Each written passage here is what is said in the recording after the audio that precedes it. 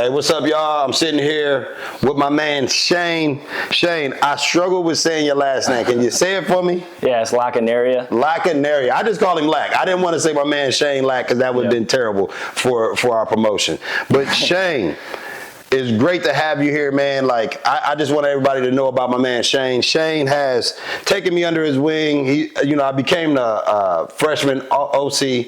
That's the offensive coordinator, if you don't know what that means. But Shane used to invite me up to the school during the off season every Tuesday and Thursday for a long time to help me understand the offense. I don't want him to feel like he failed me. It's just that I take a long time to figure things out. So, you know what I mean? But Shane is always good about how he teaches, and he cares so much about what people understand and why they understand what he draws up. So I just want to congratulate you on your second year, man. Yeah. In your first year, you got my man Cade Kaufman. You guys had a great year together. He's now committed to Michigan State. I know Cade since he's been about 12 years old. So I think you heard me say it in his interview. It was like a godsend to have somebody like yourself for him finally, a coach that I know that if I text Shane at 3 o'clock in the morning and say, Coach, what do I do on pin and pull? You're going to be like, oh, yeah, I was hoping you asked that. You get what I'm saying? And Shane is just a guy that's always available. He loves the kids. He treats every kid like they have an opportunity to go to the NFL. And for me, that means the most is that you never know what little drop of inspiration that you give to a kid. Yeah. Shane actually comes out in his free time and helps me with the 9th grade. It was like he came out one day, we knew 3 plays. And a week later, this is a week after you came last Monday. Yeah. They literally knew everything that we went over that day. But when I asked them like the next day after that, they were like, what are you talking about? But it settled in. It's like it settled in and marinated a little bit, and we were able to get into different sets. So I appreciate you for coming out, man. Yeah. And we just going to get right into it. You know what I mean? So let's go. I'm going to ask you the first question, and this is based under foundational and personal life, okay? Changing moments and self-discovery. What's the one moment in your life that totally flipped your world upside down, and why did it matter? Yeah, well, first, I just wanted to thank you. No doubt. And GP Flicks for what you guys are doing. No doubt. I think it's so cool for East Kentwood. It's so cool for the individuals that you bring on. Yeah. I think it's cool for you. I think it's cool for GP. Appreciate it, man. I think it's great for East Kentwood. Yeah. I think it's great for anybody outside of East Kentwood that is just seeking knowledge. No doubt. You're giving so many opportunities of influence, and I think it's super cool. Hey, look, it's what I'm blessed with. You know what I mean? Like, it's like if I'm blessed, I gotta make sure that I'm trying to bless other people with the same. I was just talking to Greg, obviously, when he hit me up, and I was just saying, like, it's got to be pretty cool, right? Like, this is what you've been wanting to do for a little bit. Man. Like, you guys are collaborating, and it's super cool. I'm not gonna lie. Before I didn't mean to cut you off. You're good. I was struggling one night, and I'm like, okay, I've shot about 15 episodes, and all this stuff is still on my camera. All this stuff is still on my phone. I don't know how to take it from my phone to YouTube. I'm like, call Greg, and I call Greg like, G, whatever it costs, I'm going to pay you because I need you. And we literally took off in the next couple of days. So I appreciate you seeing that. I definitely appreciate you seeing that. Yeah, and then to speak on some of the things you already hit too, like you talk about like my availability, and a lot of that is a testament to my wife. Yeah. I mean, she sacrificed so much for me to be able to do what her and I both believe that I was called to do. Yes. And that's to influence young men. Yeah. And even though I do believe that first and foremost I was called to be a husband to her. For sure. She still sacrifices so much for me to be able to be what you're talking about. I'm able to be these kids. No doubt. And that's thanks to her, because with anybody else it wouldn't work. So, I also want to tell her thank you for messing up my diet every single Thursday with those cupcakes that she brings. Like, I've sacrificed eating healthy, so thank you. I thank you, Miss Lack. I appreciate it. No, I'm messing with you. No, she's the GOAT, so I appreciate that. And then, you're just talking about the kids, and like it's sticking with them after a week or so, and that's a testament to the kids. It is. How clued in you need to be to take in as much information as we gave them that day, and then to still be able to spit that back a week later. It was good. Definitely locked in. I'm telling you, it felt good coming into an interview with you, knowing that we had the type of day we were gonna have. Because I'm like, look, man, I probably need to fire myself because they're just not getting it. And it's not them, it's me. And when we came in today, It was like a normal day, but they just were jumping to it. And it's That's like, cool. I always want to say, man, I appreciate you coming by, because like I tell them, when you see Shane, I'm learning too. Like when you see Shane, I'm literally learning this offense right with you guys. So don't think that I'm this expert up here. Like, you drop jewels, and I'm literally like, I don't have to write them down because a lot of it I just put in my phone. But you drop jewels, and the kids are picking it up and becoming more intellectual when it comes to the game of football. Well, and I'll speak on that too, like what you're talking about there. And I think that right there is the balance that it takes to be a great position coach or coordinator, to be both humble enough to say that, even in front of your kids, but then they would never question your confidence as a coach. Like to balance that, like being able to take criticism, but also be able to lead, to be able to seek knowledge, but be able to, you know, inspire kids. Like that's the balance that if you have that as a position coach, as a coordinator, even as a head coach, like that's what's going to make it go. And you know, I see that from, you know, I just watch how you and Keith would work last year. You know what I mean? Like how you guys collaborate. And then I watch how you collaborate with Coach Spence, and I watch how collaborate. It's just like when I met Coach Spence, I told him, he was like, what position you want to coach? I was like, Coach, I just want to learn how to be a head coach. Like I want to learn how to be a coach first. Like people get training and coaching confused. It's not the same thing. They're like first cousins, but they are not. It's like the dad and then the mom, like, you know what I mean? It's like,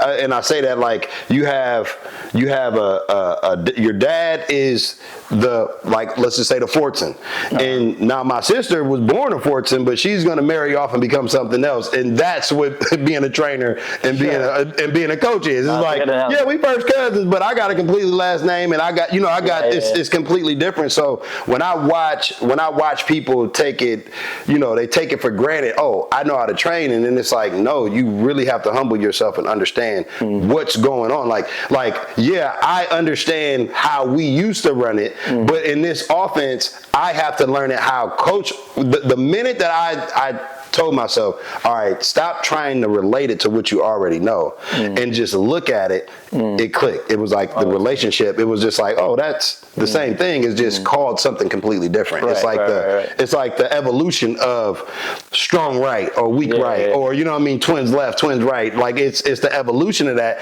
It's like, okay, we understand what that is, but we call it something else. You know what I mean? So I just appreciate you, man. Like from the day I met you, you know what I mean? I appreciate you always just being around. You have the youthful energy, and I always tell people, like, it's always important to keep youthful guys around you, because at 42, I feel like I'm like 82 sometimes. You know what I mean? Like, so it's like with you yourself, like DC, you guys are younger, more vibrant, and it's like you guys really know your stuff. You get what I'm saying? It's no better feeling than being able to learn from somebody that just understands that it's almost like football is technology. Like I learned football pre-internet, and now it's like you guys are like 5G and 4K. You know what I mean? It's like you guys are completely different than how I learned it, but it's still the same exact thing, just evolved into something different. Yeah, I'm with you, especially the part like surrounding yourself with people that keep you young. And ironically enough, Coach D might keep me younger than anybody else. No doubt. That dude is no doubt lives and breathes this game, and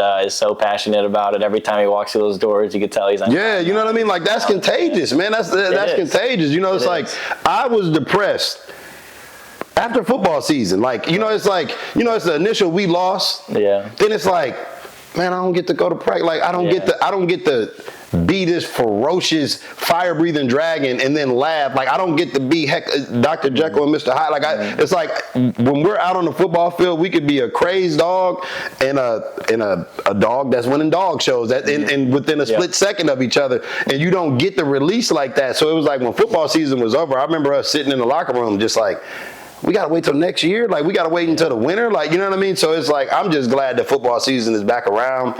I just feel like I'm a better person during football season. I feel like, I feel like my body works better during football season. So, you know, it's just one of those things where, like, when it came to doing this, it's like I'm sitting here and I'm going, like I told you, I want to die an intellectual. So that means that I want to find something that I want to study until I don't have the capacity to study anymore. So it's like trying to find ways to become a better speaker, trying to become a guy that becomes a motivational speaker. And it's like, I don't have to wait until I sit in front of 100,000 people. Sure. I can do this one person at a time. You know what I mean? So I appreciate you seeing the hustle. I appreciate you seeing the vision in what we got, and just being a participant in it, because I really feel like we'll look back in a year and be like, wow, we didn't realize it was going to be that big. You get what I'm saying? So, like, back to the question that I asked, when in your life did your world get flipped upside down?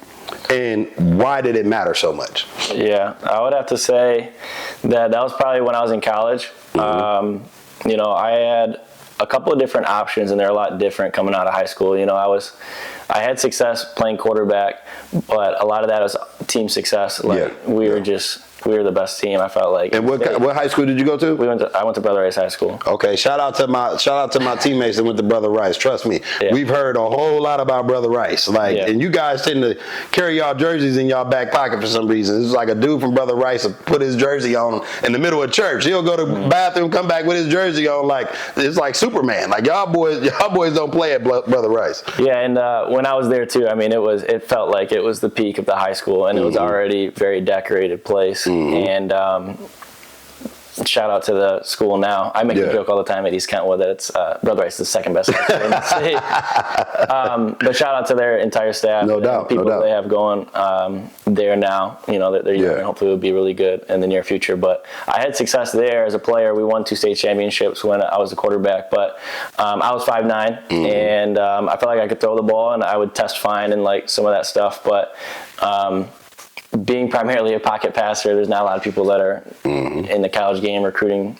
and would get excited about a 5'9" pocket passer. So I had a variety of different options. So it would be like a walk onto my dream school, or maybe a scholarship like an NAI school, or there's D3 options. So I ended up going to a D3 school that felt like home, and my dad was really involved in that process, deciding on where to go to school, because we were really doing it for the first time. Like, didn't really have any prior knowledge of like how these things work. So him and I decided to go D3 route, and at a place that felt like home. And you know, I felt like I would come out of my first year there and win this backup job, and I was sitting behind another kid in my class. So I think that was probably like when my world got turned upside down.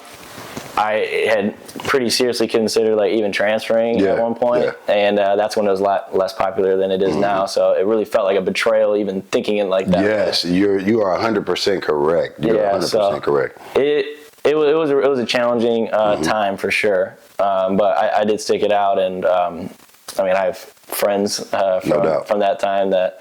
Cade got to get to know one of them pretty well. That was working over at Iowa State, and pretty involved in his recruiting process. Like those guys that I'm super, super close with to this day that I met through that process. So it all ended up working out in the end. But I would say it was that, like, just figuring out how to get myself out of a situation that I felt like I was, was better than what I was putting out. So Coach, speaking to that, because one thing that I understand about life, and I know like you understand about life because we're older now, it's not those state championships that you look back, like they're great to look back on because it's like, whew, we did it. Like, because it could have went any way. It could have went any way at that point. Yeah.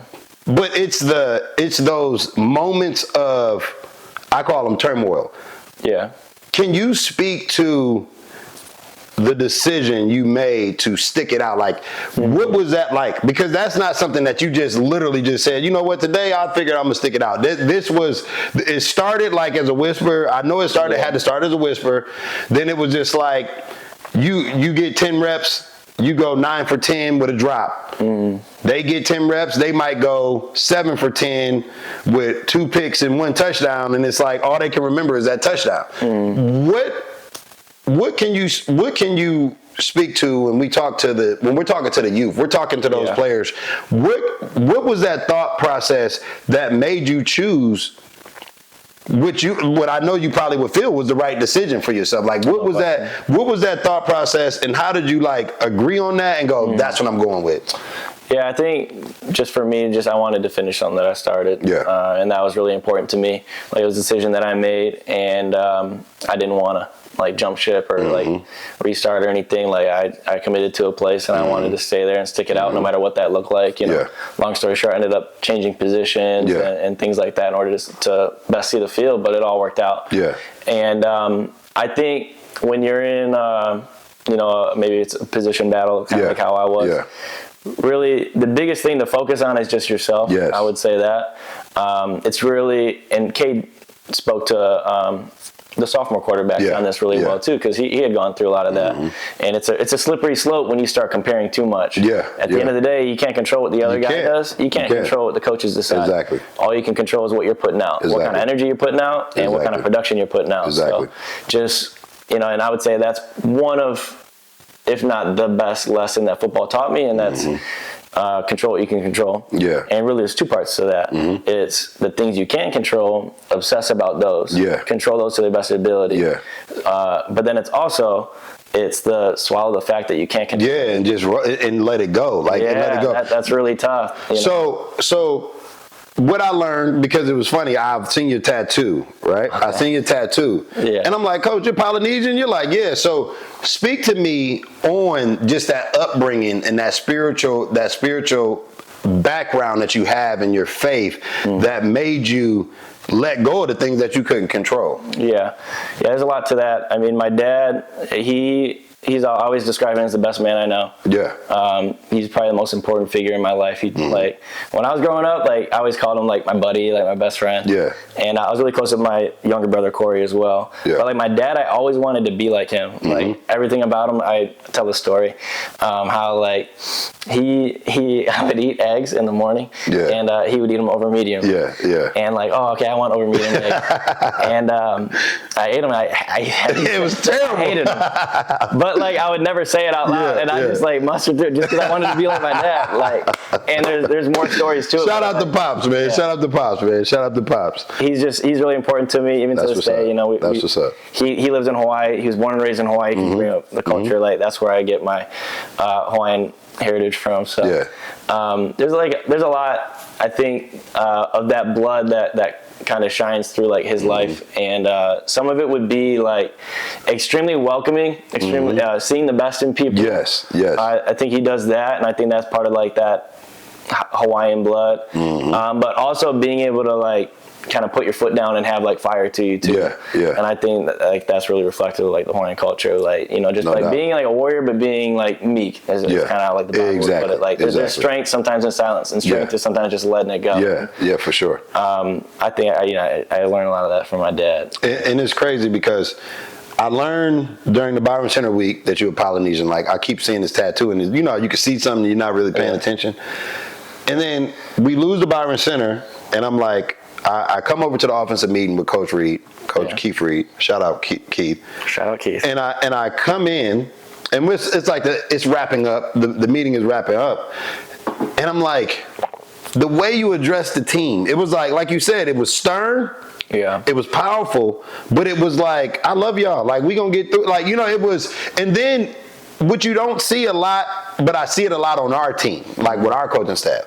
You took accountability for the things that you could have did different. Yeah. And the things that we couldn't change. It was the next day. It was the next morning, and you let it go. And it was like, I love y'all. We broke it down, and you know what I mean. And the meeting was over, and then we come in the next week and ball out. You know what I mean? The next game. So it's like, that's when I realized, like, man, I like this dude. Like, I liked you before, but it was like.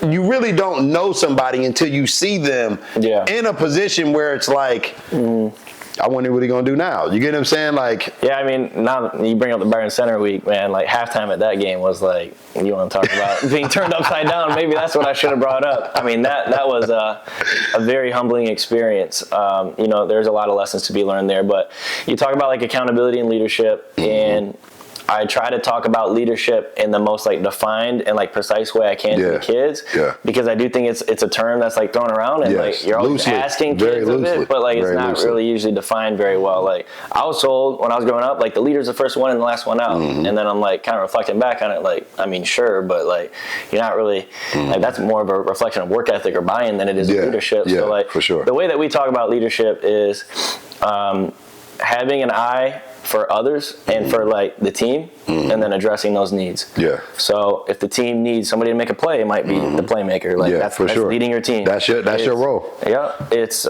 I just did my job of drop back, made the read, threw a perfect ball, dude dropped it. Instead of getting caught up in my own battle, I'm getting out of myself and I'm like, shoot, I might need to go be a teammate for this individual because I'm going to need him later in the game. Yeah. Maybe the team needs juice and I'm providing the juice. Or if that's not in my personality, maybe it's going to the juice guy and telling him, bro, look, it's time to turn up, bro. Like we need you. Yeah, I feel that. Just whatever it is. Like it's hard because especially in today's world, right? Like there's so much affirmation behind like doing what's best for you, bet on yourself and all this stuff. Like, and there's probably a little bit of that, but like football is a team sport. Yeah, for sure. Like leadership is needed. Ultimate team sport. So it's very hard to be able to fight your own battle while having an eye for others and a heart for others and being able to step back from that. So I try my best to always exemplify what I'm telling them that leadership is. So yeah, and Saturdays when we bring the team in, the first thing I address before we watch the tape is always the things that I felt like I and or the staff could have done better before we dig into these players on the things that could have done better, right? So I'll tell them like if it's a play call, if it's part of the game plan, if it's something that we didn't practice enough, whatever it is, I'm going to address it. No doubt. I try to be the coach that I would have wanted to play for. And I think that's something that's hard to do sometimes, to take accountability, but we need those guys to do the same thing. So try to be what we're asking them to be and try to be what I wanted when I was in their shoes. Facts. It's like, it's just like, I was having a discussion with my older brother, and it's just like really talking about how before you criticize the youth in this generation coming up, like you really gotta look at yourself. Like, are there a bunch of unwritten contracts that you made with your child now that you don't like what's going on? Now you want to address it? It's too late. They're 18 years old. You know what I mean? So it's just like, and it goes with our team. It's just like same thing. Like I can't really hold you accountable if I didn't prepare you for that. Like if I didn't prepare you, there's no way that I can rip you a new one if there's no accountability on my part from saying like, look, you were supposed to know that I didn't do my job. So therefore, 100%. Let me put this on me in next game or tomorrow or later on today. I got to do a better job. And a lot of people don't realize you take so much pressure off yourself. And it's easy to relate, and it makes you way more relatable in this new generation of kids because they're very literal. Like they're going to do exactly what you say. So if you don't tell them what to do and they don't do it, they're going to be like, well, you didn't tell me to do that. And we can't. It's not like when we came up. It's like common sense would tell you, it's like, no, if you don't say it, then you can't expect it. So how is it, because you are younger, how is it like when it comes to this new generation, how do you change them the way that our coaching staff changed our team last year? Like just from let's go from Detroit Catholic Central to 2 days later playing against Detroit King. It was like two different completely, you know what I mean? Like how do you reach them in that, in this today's with all the distractions and I mean, we got more kids studying film. We got more kids. Like I've seen kids really mature in 1 year, one season. What is the secret to your success in getting kids to buy in?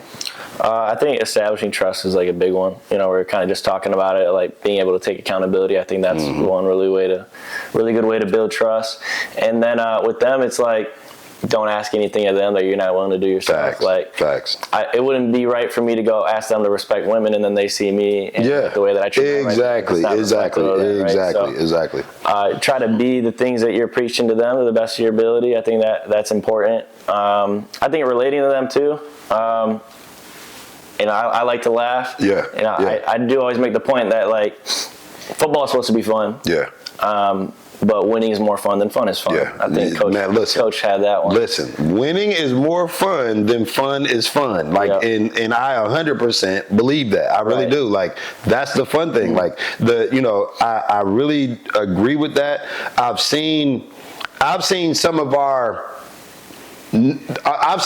losses, and if people could be at our practice on Monday and see like how quickly we can move on, but still learn from whatever mistakes we were making, and see how much more fun. It's like we've taken some tough losses, and the Monday practice after that loss was the most hype. It was the most intense, but it was still having fun, dancing and celebrating. You know what I mean? Like, it's like we embrace that part of the game. Yeah. It's like, what was it about when you played that made you say, man, I can't just be a stiff dude. I can't just be like a stuffy, like stiff dude. Like, is it something that you seen when you were playing? Because I know when I played, it was like, I felt like I was playing for World War II veterans. It was just like, can't get a drink. Like, what you mean I can't get a drink? It's 100 degrees. Like, you're soft. Like, no, I need water. Like, what is it about?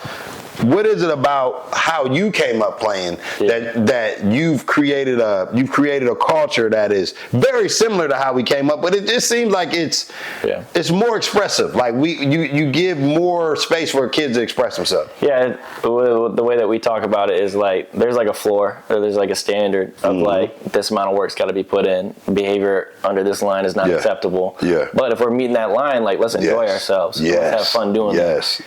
It can't be at the cost of putting in like the amount of work that we need to put in, but man, if we're grinding, like, let's make sure that we're smiling while we're doing it. Like, for sure, it's especially the way that we work. Like, the off season's long. Like, I think from the end of last season to now, there may have been, with like breaks and things like that, maybe 4 or 5 weeks that I didn't see and work with the quarterbacks out at least once. Yeah. Like, we're usually going like once a week, just steady throughout the off season. Yeah. Like, if you're going to ask that kind of commitment, that kind of work out of the kids, like, you better find times to make that fun for them. I tell you what, and I'm just saying this, so just let it be known that I said this. So in 20 years, when you got like 3 or 4 kids and you're like the best dad in the world, that concept of if you're meeting the standard, there's nothing for me to try to find to keep you like under my thumb. Like, let's enjoy this. Like, enjoy yourself, be yourself. Like, I'm gonna give you the boundaries, and as long as you stay inside of those boundaries, let's get it. Like, let's have a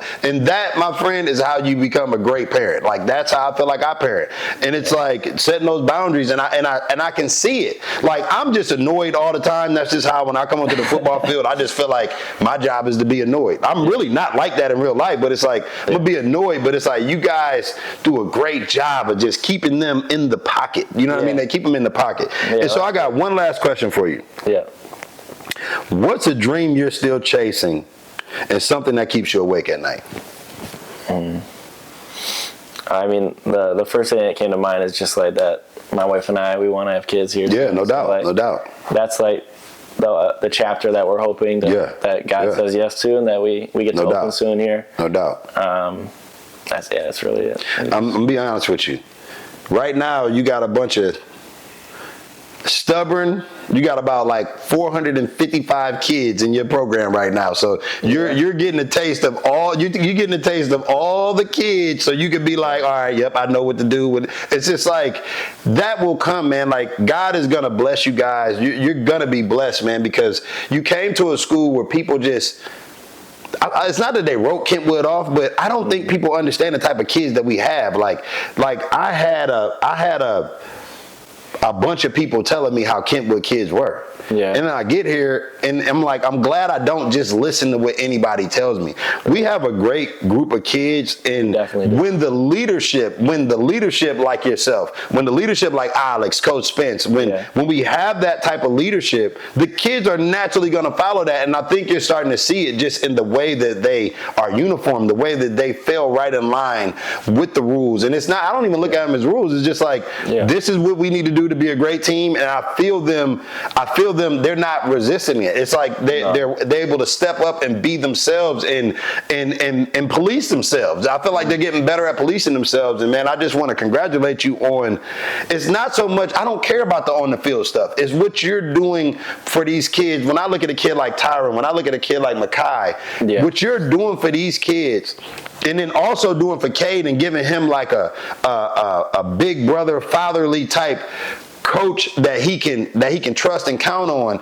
You're allowing him to be the big brother that he needs to be these guys. So when you look back at a kid like little KJ Clemens, it's like you're bringing up and Jacoby, you're bringing up like Riker. These kids love to play for you. They want to be quarterbacks for you. Like, and I don't want to leave out my man Sonny Thompson and Kahari, because they'll beat me up if I do. But it's just like you're doing a great job, man, and let's keep it up. I know I didn't get a chance to have you big up your company. So real quick, what's your company, Coach? Precision Football Academy. Man, you might as well go on and show it, man. Go on. Yeah, like, you get what I'm saying? And we'll have a lot of the links on there. And you guys will see me and Coach Lack so much, you'll think that we're literally having a show together. We're going to do this a lot, and I just appreciate him coming out. And it just means a lot, man, because you are having me, and those kids are definitely special kids. I mean, what you bring up, those guys, like, you could go on and on about every one of those guys. Like, you talked about Cade being a big brother to the other quarterbacks in the room. Like, he's done such a phenomenal job with that. Tyron, the way that he's grown up, like, he's grown a lot. Starting to get out of his shell more and more and stepping into more of a leadership role. Makai, I mean, the amount of work that dude puts in, the amount of times that he does. Like, the amount of times that we've been up to the field, we get work in, I'm like, do you need a ride home? And then he'll just be like, nah, I'm going to stick around. Like, that's usually his response to, like, do you need a ride home? And he's there, and he has his little brother. He has his little brother Majay out too, you know. And it's like, it's contagious, man, and just keep it up, man. I appreciate you, brother. Thank you very much. I appreciate you.